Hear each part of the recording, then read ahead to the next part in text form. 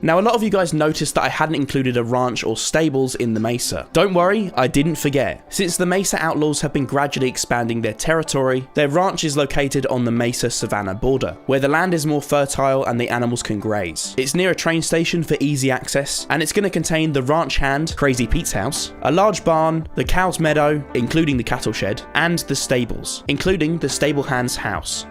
I started by plotting out our cattle field with a custom fence, being sure to make plenty of room for our cows to graze. I also included a classic ranch entrance sign to fit with the rest of the Mesa buildings, before relocating this to the actual entrance of the ranch and plotting out some pathways, along with some coloured wool foundation plans for all of the ranch's buildings.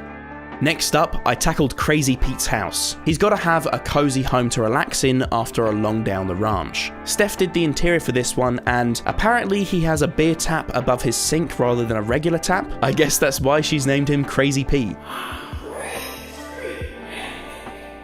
Then I whipped up this large barn, building it on a diagonal to keep things from looking too regimented before bringing over a couple of decorations from the Mesa town, including the water pumping windmill and the water tower to accompany it, since we don't want our animals getting too thirsty. They can't survive on beer alone like Crazy Pete.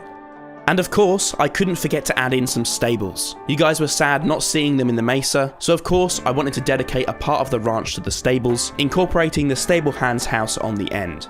Now, to finish up our ranch, I created this cattle shed in a classic cartoon-like barn style, with a small outcropping for feeding, as well as another windmill and water tower to make sure the cows' water troughs are kept nice and full. Now, these Mesa folk are getting a little close to the savannah. Tensions are certainly rising, but hey, at least the animals are happy.